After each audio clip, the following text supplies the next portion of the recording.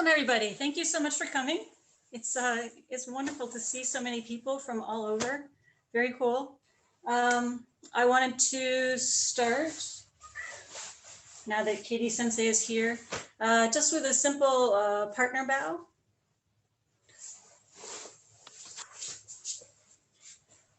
Okay, so Ueshimasu.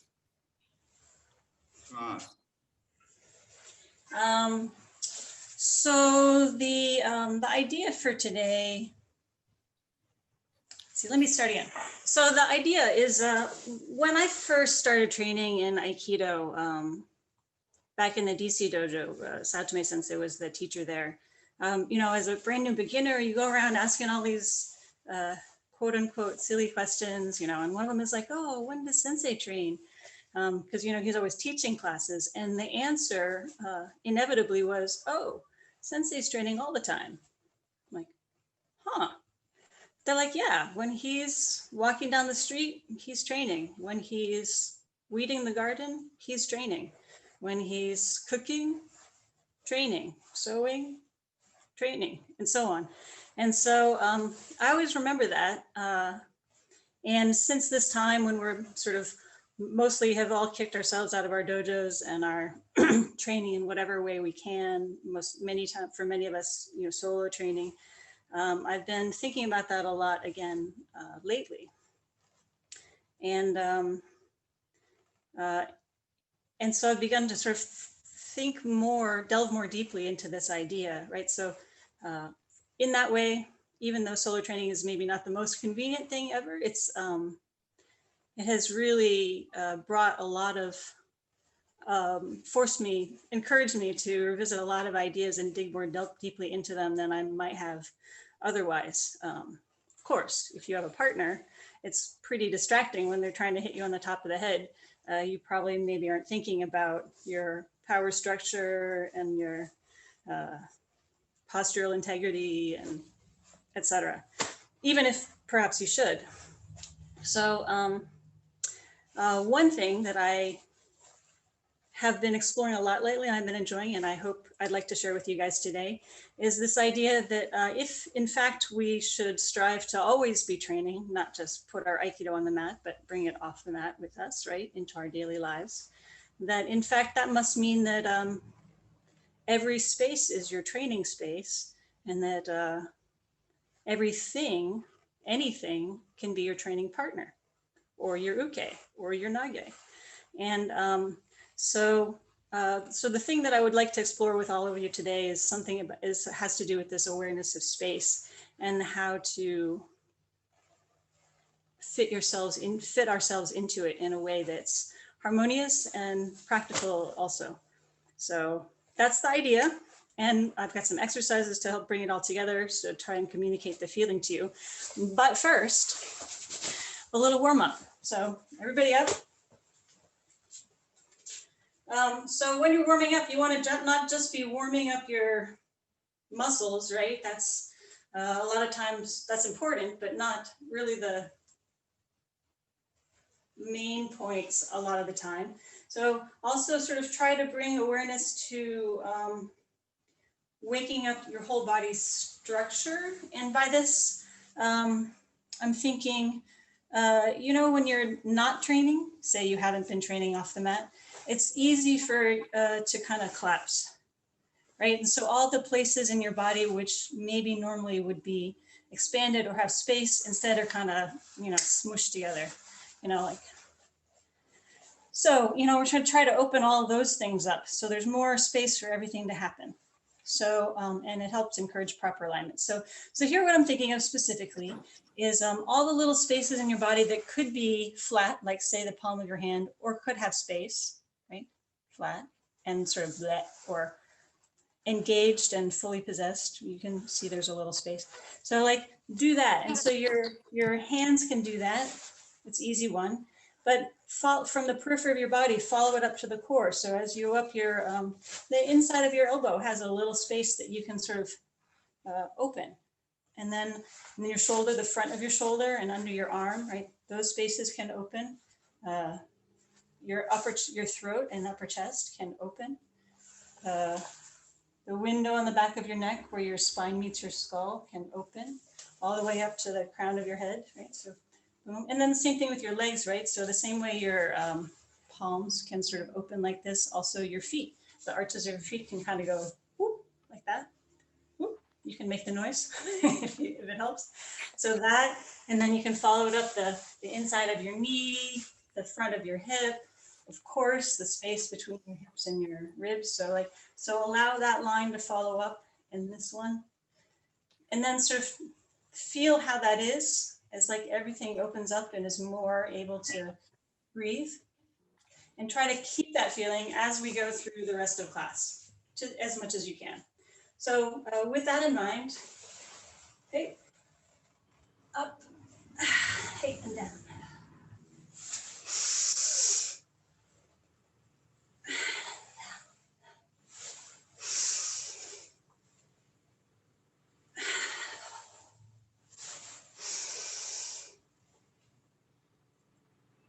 Okay, turn your torso entirely to one side, chest to the floor, and continue around to the other side.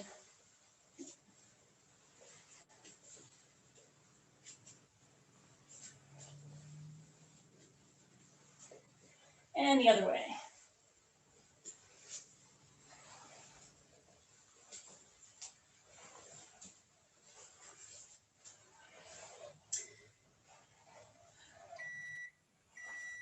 Try to put your weight entirely on one leg and let the other extend.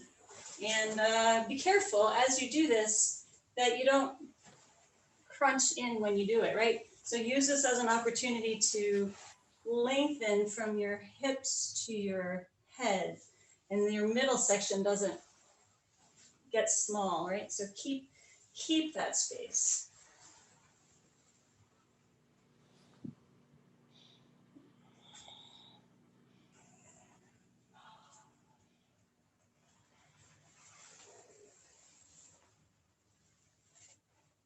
Oh yeah, and don't forget to breathe. That's always good.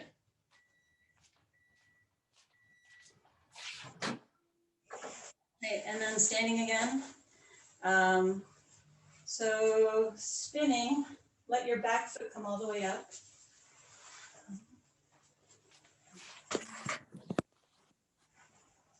Try to turn all the way and face the back wall behind you.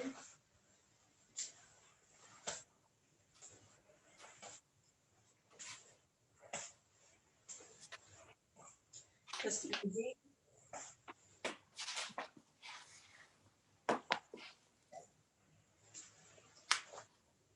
Okay, and now keeping your feet and your hips and your shoulders and your tension all forward, but just using your core, send your arms.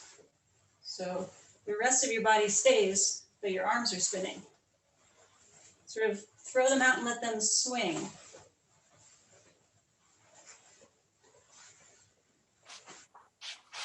So make sure that you're not, moving your arms. That's not the deal. Right, so we went from the outside, and now it's more the rotation is concentrated more on the center, on the inside, right?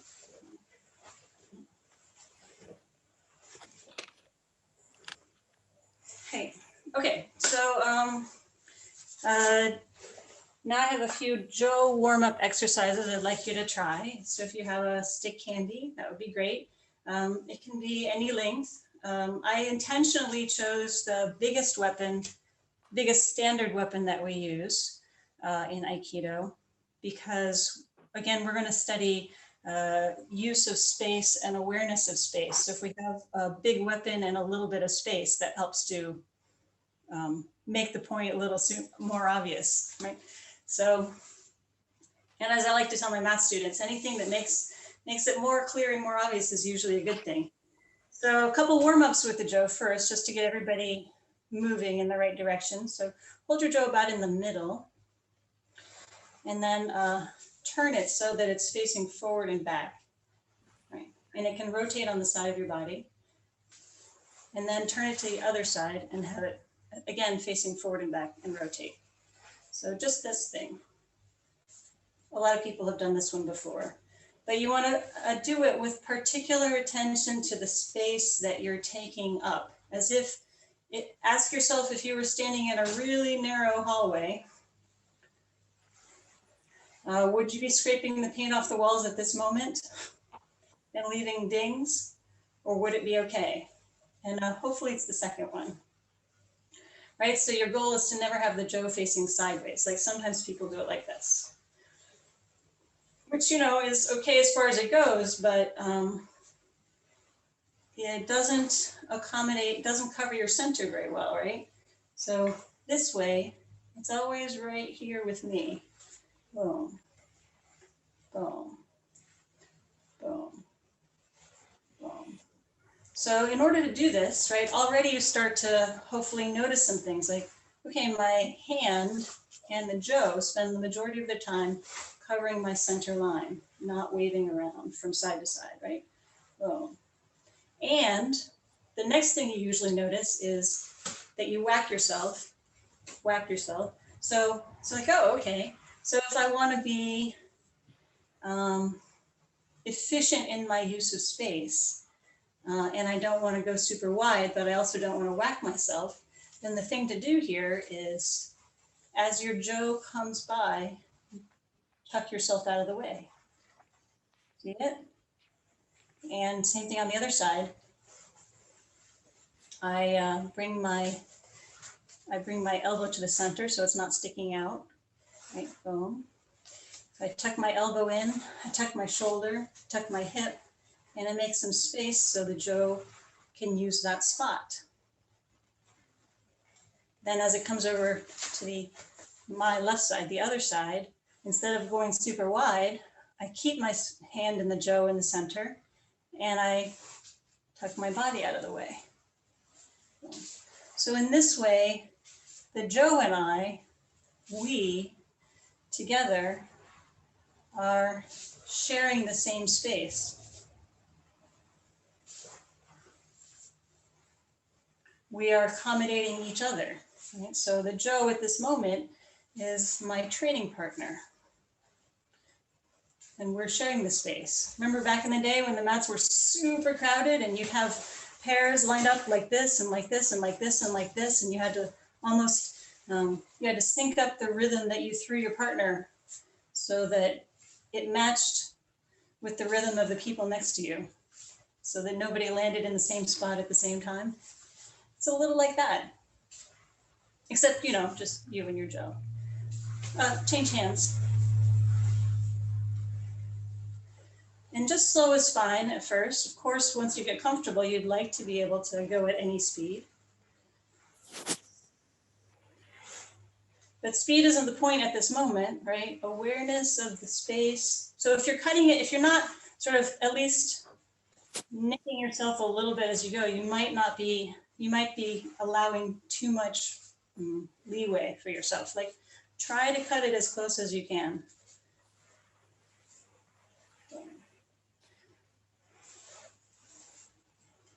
Try going the other way. So this is concept number one. You and the jo are partners, and you share the space. And you want to get to the point where you can almost feel where the jo is going to be.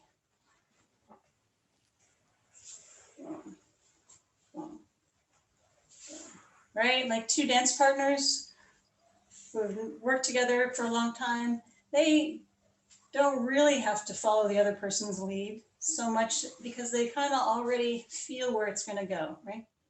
Like that.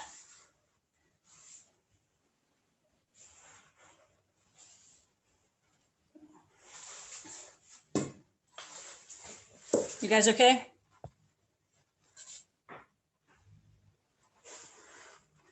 So try to keep your elbow tucked. That's one thing that helps. Right, as you move, you want to try to keep your elbow kind of just like a good hanmi, right? A good hanmi isn't like this sticking out. A good hanmi covers your center line. And so you're, to the extent that if you have massive shoulders, this might not work as well, but to the extent possible, right? Your elbow, or at least your forearm, wants to cover your center line. Right? And so if you're holding a Jo, it means you can't hold it with a super tight grip the whole time. You have to allow it to flex. See, my hand's a little bit open here. Right. This one works. So it's a little bit open, tuck yourself out of the way, right? So, and so you can, this is something you can continue to work on. Boom. So that's concept number one. Any questions so far? Good, right? Yell if you change your mind. Okay, so that's number one. Number two, there's a second exercise I'd like you to try. And for that, you want to hold the Jo not quite in the middle, but maybe about 1/3, 2/3. And for this one, we're going to spin it here. So you want to, again, let your hand be a little bit relaxed here so you can accommodate the movement, and let it come to the outside of your arm, pretty close to the elbow, not back here. And you're going to comfortably reach across and grab the Jo. Yeah. And then with the bottom hand, let it swing out and come to the same position on the other side.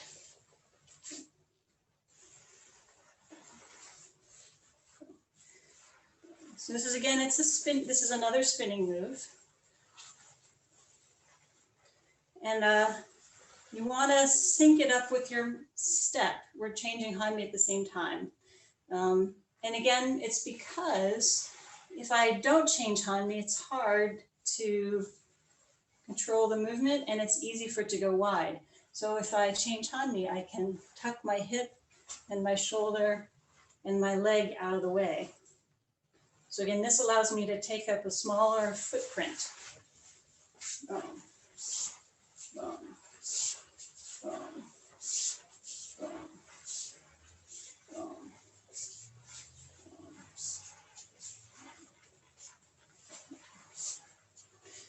And this is just easy right now.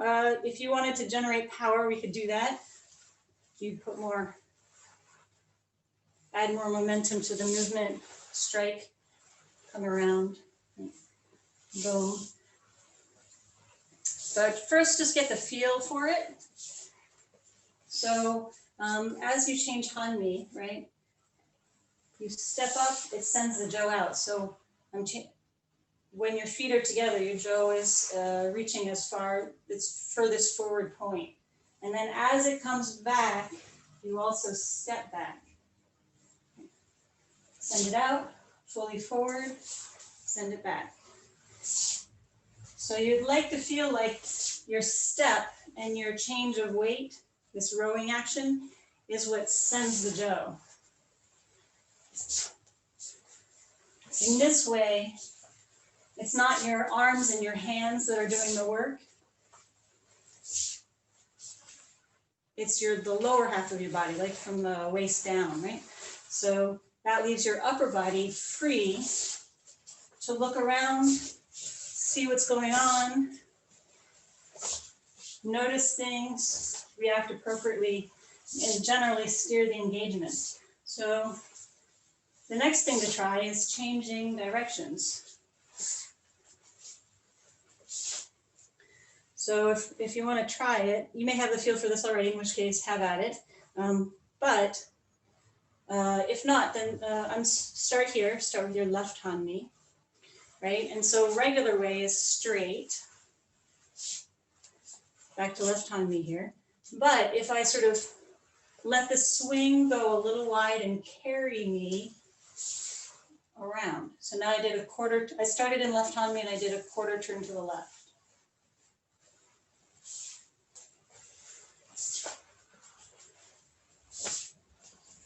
So I'm back in left Hanmi. I'm going to do it again. I'm going to do another quarter turn to the left.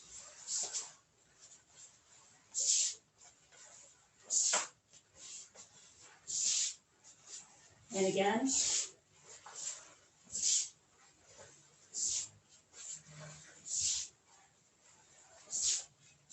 Okay, and then the other way is good too.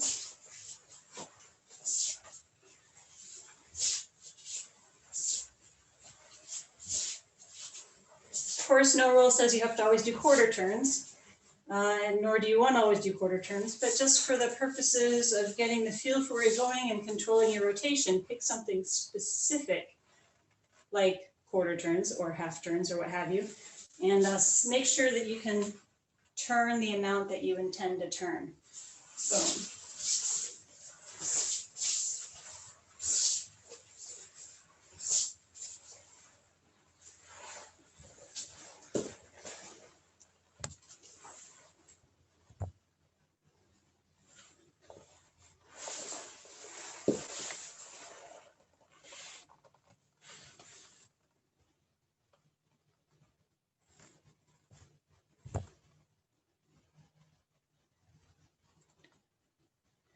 Ruth looks awesome.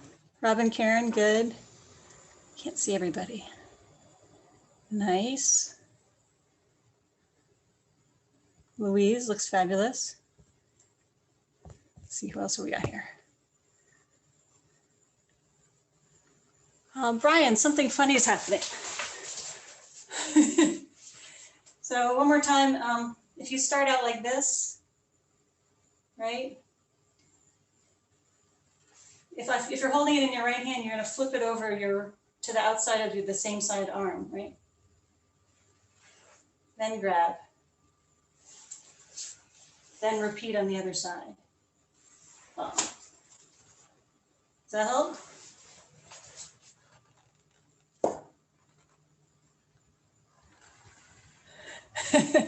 Okay.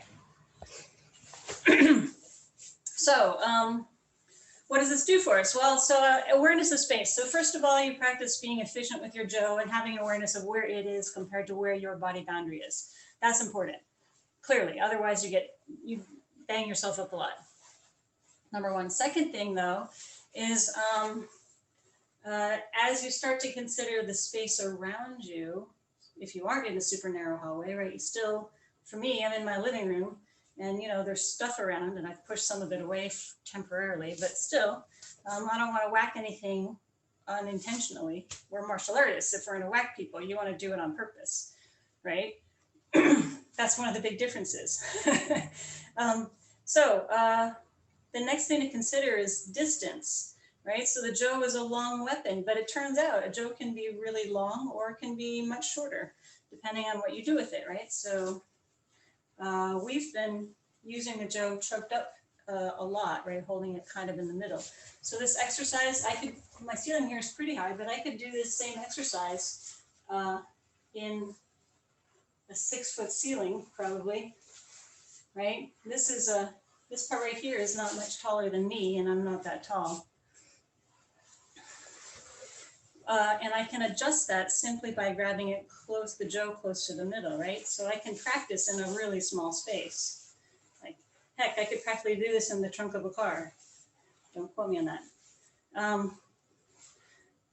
But also, if you are in a place where you have space or you need to reach something, right? All you do is choke it up, spread it out. So now,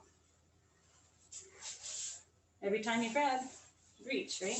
Boom. Now I need a much higher ceiling or else I'm going to start hitting stuff. So.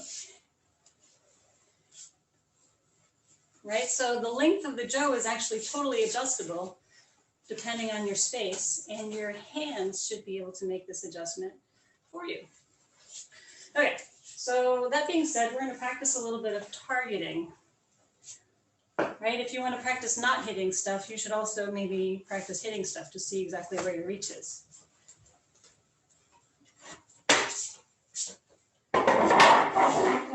So I have a stool. You could have anything you want. A door jamb is good. Whatever. We're not going to hit anything hard, I hope.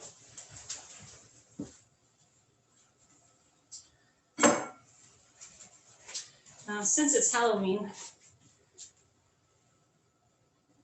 my stool's going to have a witch hat. So, doing this exercise, if I'm standing, at this moment I'm standing pretty close. So I want to choke up the jo a fair amount if I'm thinking about hitting the top of the hat. boom, boom, boom, boom, boom,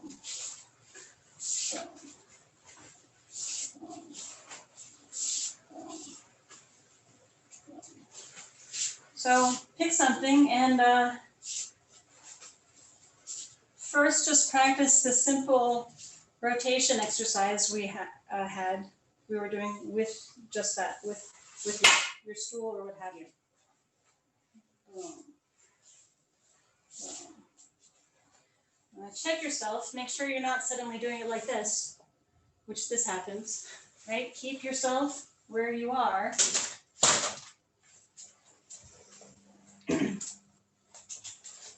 And then adjust everything else.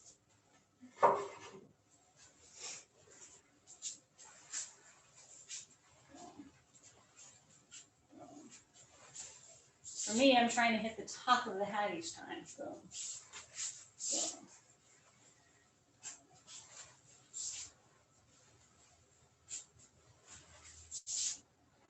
Next. So there's plenty, you could of course spend plenty of time on that, but that's your training. If this interests you, it's of course something you can pursue. Next thing is to think about angles, right? So we've been grabbing this from underneath and sending it out. When we're doing the exercise, we're trying to keep it as narrow as possible, right? That's the first assignment, is know where vertical is. The next assignment is to play with angles. So this angle is going to run into something, and I need to know that.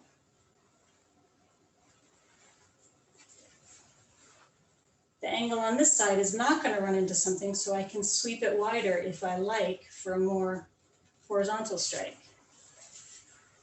Boom. Boom. And boom. So now I'm going for a wide strike, and I want to try to hit the top of the witch's hat over here without actually knocking it over. So pick something, boom, boom, and try to hit or not hit, but try to do it without looking at it, right?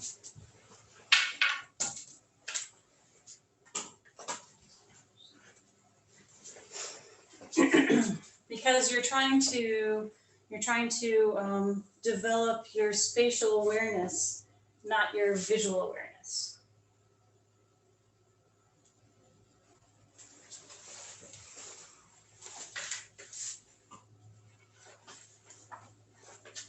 Right, Zanshin. So that's the second assignment, right? So the first assignment is straight on. Try to be as vertical as possible. Second assignment is try it sideways and only see it in your peripheral vision. Boom. Boom. Boom.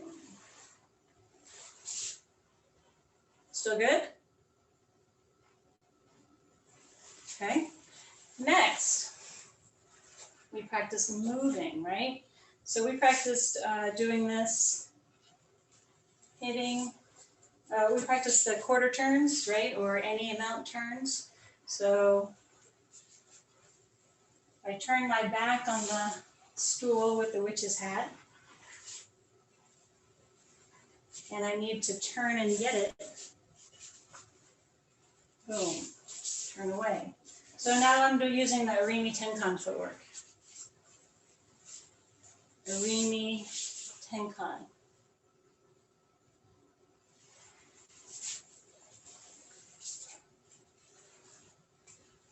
Arimi Tenkan.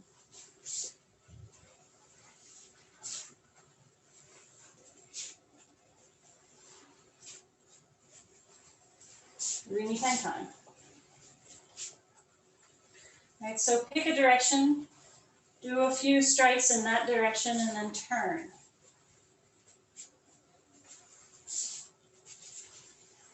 as you're doing this, right, hopefully you're also getting more comfortable with the movement. Hopefully you haven't hit anything else in the room. Your ceiling is still intact. Your glassware is still intact. Your cats haven't run away, right? All those things.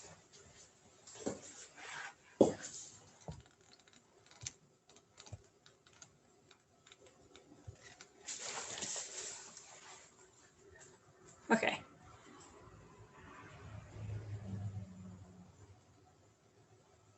Oh, you guys look great. Awesome. Wow, Rupert's going to town. Of course, he's outside. I think that might be cheating.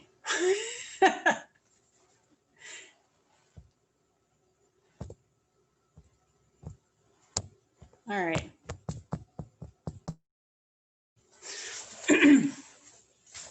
Okay, so time for another stool. Oh no, it's not time for another stool yet. Okay, so far we've been practicing just this underhand thing, right? But when you're in this position, it's actually super useful to be able to go possibly under with the grabbing with the low hand, or possibly over grabbing with the top hand, right? So basically, if you're standing here like this, and you have a connection with both hands, we've been practicing using the low hand to take the jo out. But if I put it back, you can also use the top hand to take the jo out. If you do this, so that's the next one I'd like to try, but when you do this, remember the space that you're in. So don't take the jo out like this, because you will hit the ceiling, probably, right? So again, you and the jo are sort of sharing the space together. So you want to keep the center of rotation of the jo pretty close to the center of the jo. As in, the center of rotation doesn't need to be here. It can be this spot here.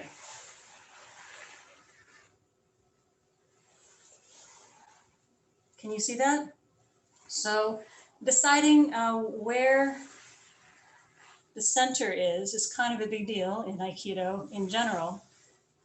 Pretty sure everybody's heard that part before. But you can actually choose where the center of rotation of the jo is going to be, right? So, for today's exercise, you want to keep the center of rotation actually in the physical center, the middle of the jo, right? Sometimes we have the end be more like the center, in which case everything goes around, right?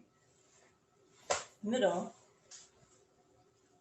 Now the jo is effectively half as long as it used to be, as far as reach, right? So if you're using this particular movement as your training mechanism for the day, right? You want to check and see, all right, well, the middle is probably about where my elbow is. I want to try to make that the part where things rotate around, if I'm trying not to hit anything unintentionally, right? So even if my hand is high, I can drop it down to make the jo rotate right here. Does that make sense? Yeah. So try going over the top, and let it come back.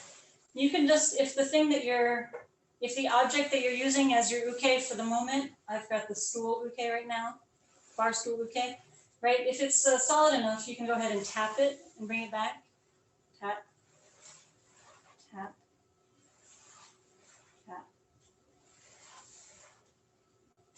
And then if you get the hang of that, then every so often, bring it out from underneath.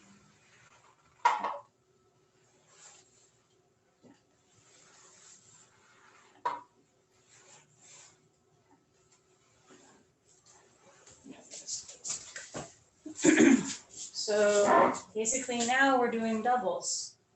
Hit it on top, touch underneath,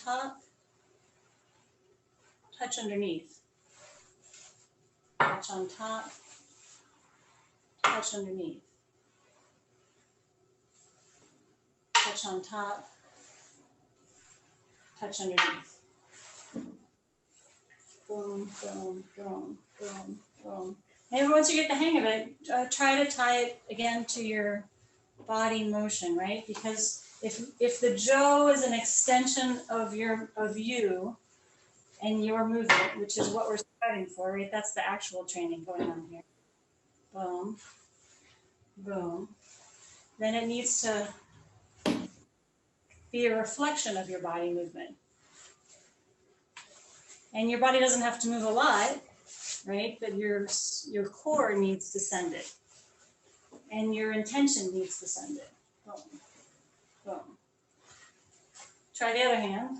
So again, we're standing here in this, right? So if you had it out, you bring it back to the outside of your elbow, you grab it here.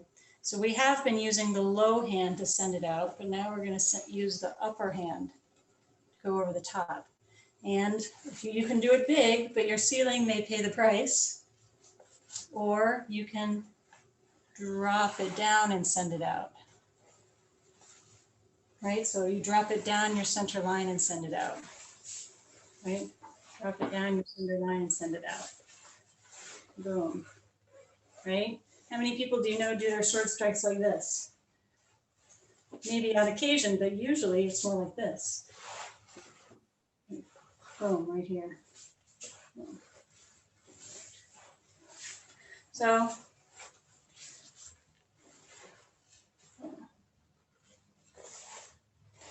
from this kamae, basically you now have two options. The low and the high, and the unsuspecting stool can't tell which one you're about to do, which is fabulous. So it'll be taken by surprise every time, which is great in an uke, right? You don't want them to know what's going to happen ahead of time, right? Boom, boom, boom, boom, boom. You guys still okay? Yes. Okay.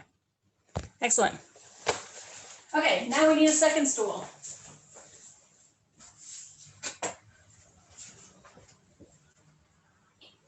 Whatever you got.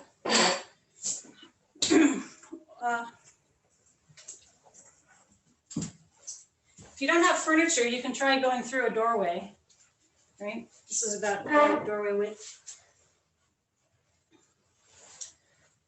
So pretend that I have a doorway right here.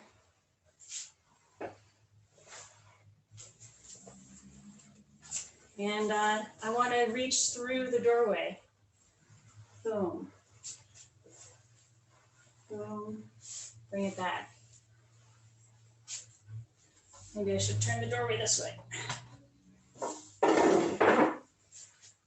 Yeah. So reach through. Reach through. Over the top. Over the top. Whichever one is good for you, or alternating. Boom. Boom. Boom. Boom. Yeah. So first is standing behind the doorway and just trying to send your jo through. Next one is stand in between in the doorway, or in between the two objects.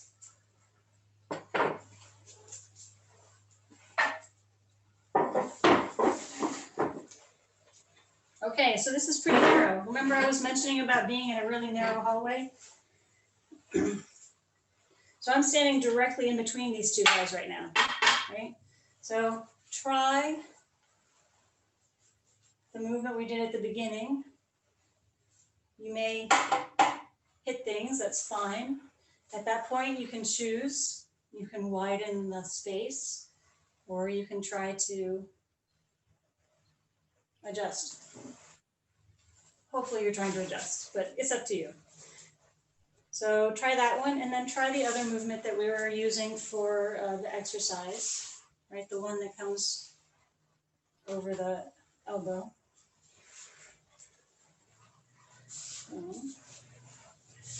if it's too easy, bring them closer together.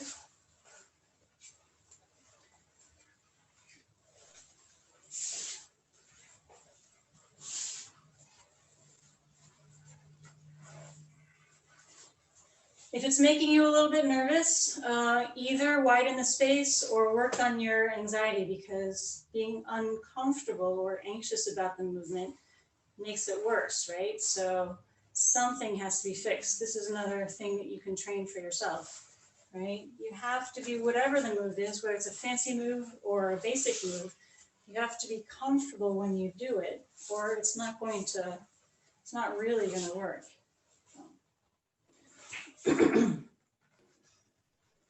Right, so that's the next phase. Then when it starts to get fun, so we're going to move. Right, so we have 2 ukes now. I have 2 ukes now. You can have as many ukes as you want. And so, let's see here. Let's set the jo down just for a second. And so we were practicing hanmi change, right? And then we were practicing hanmi change with a turn, or Rimi Tenkan. If it's a full 180, or you can take some other angle. So just you in your space, however much space you have and however many ukes you have, practice moving through them and around them, right? Just with the standard Rimi Tenkan footwork, everybody knows, right? So I'm at this moment doing a Rimi Tenkan in front of my 2 bar stool ukes, but I'm trying to stay as close to them as possible. Now I'm going to turn and go through them. Right, so just take a minute and practice moving through your obstacle course here. Again, using your Rimi Tenkan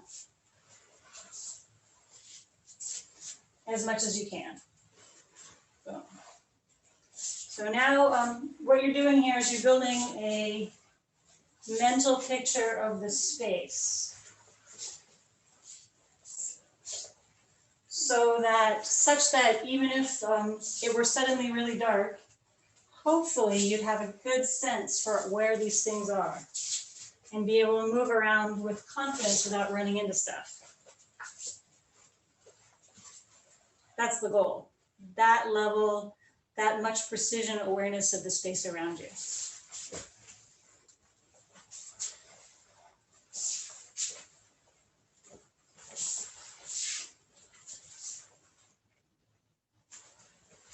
Okay, challenge round.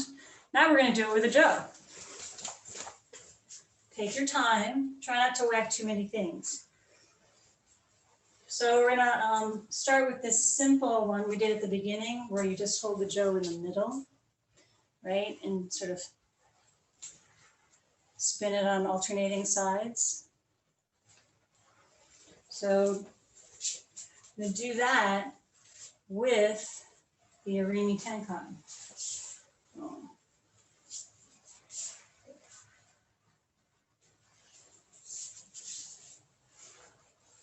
So start on one side,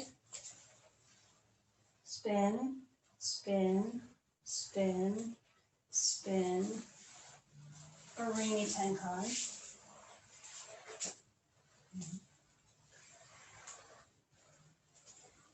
Rimi Tenkan.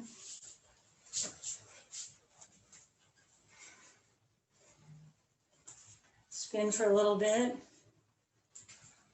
And then Rimi Tenkan. Trying to keep the spin and the step together. Take your time.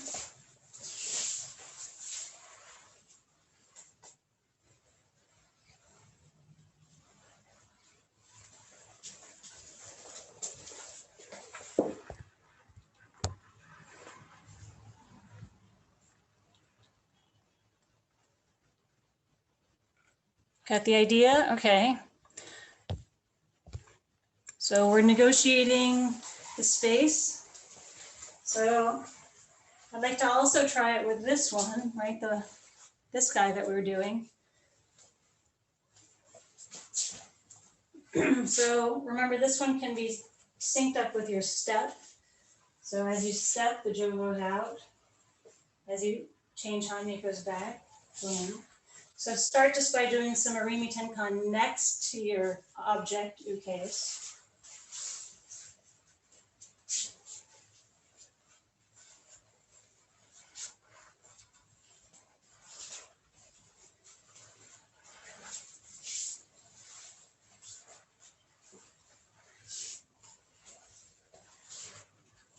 And then try going through your object ukes.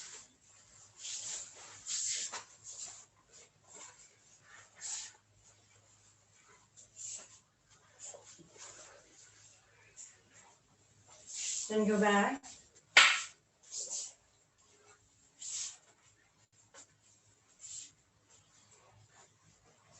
One key to making this work well, by the way, I think everybody knows this, right? But you always want to bring your movement to your center. Like, and it's easy to get distracted, right? I'm bringing all these ukes into it. And even though they're not partners trying to hit us in the head, the tendency is for your attention to go there, right? There. And just like with real life partners, when in fact you want to, as much as you can, right? Don't care too much about that. Keep your attention here. Not even here, but like really in this, your center core, right? So when you do stuff, make sure you're not overextending or getting too engaged over there, right? Keep yourself here. Send the jo if you want, but keep yourself stacked, right? Keep your weight and your balance and your posture all together. Boom. So as you do these gradually more complex exercises, it's super common to start to get like this. And when you do that, it makes it hard to move, among other things. So like when you start to work on these more complex stepping patterns, like between and through, and depending on what kind of obstacle course you set up for yourself in your space. Like I just have 2 stools, you could have more if you wanted, right? So if you just want to step and do Arimi Tenkan through here, it's no big deal, right? Unless you happen to have a spinning jo at the same time, in which case it's really important that you keep everything together. And if your jo is still, it's easy to do. And if your jo is swinging at the time, you have to pay extra attention to keeping it, the momentum with you. Not like that, right? Because this makes it hard for me to turn. It also makes it that if I do turn, I'll probably hit something, right? But instead, if I make a point of keeping all of this right here together, then I can turn without any difficulty. And right? So try it a couple times, overextending yourself. Feel when you do this, how it makes you kind of lurch around when you're trying to turn, right? And clearly you don't want that. So keep everything right here. Boom, boom, boom, boom, right? And practice going back and forth between your ukes.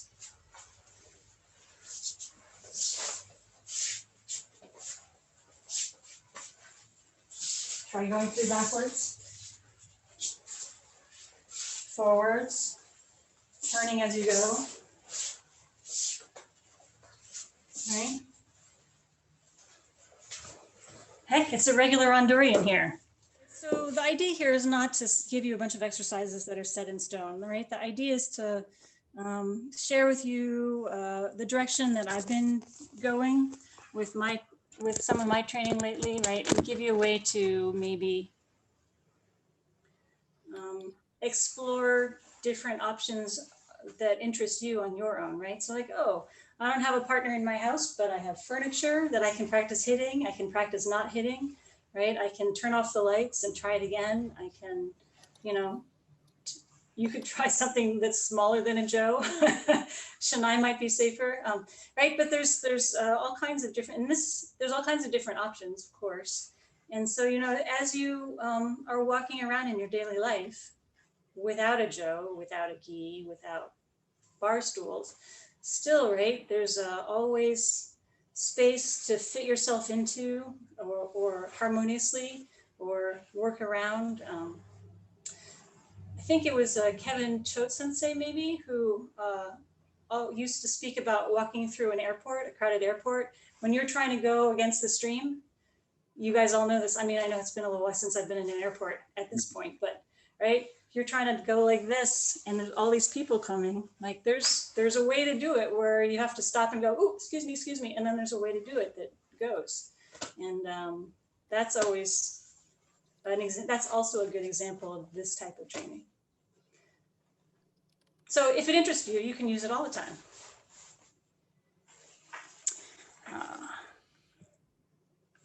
So I think at this point we should go ahead and bow out. So we just used a regular partner bow to start. We'll use that to finish as well. Hey, どうもありがとうございました。どうもありがとうございました。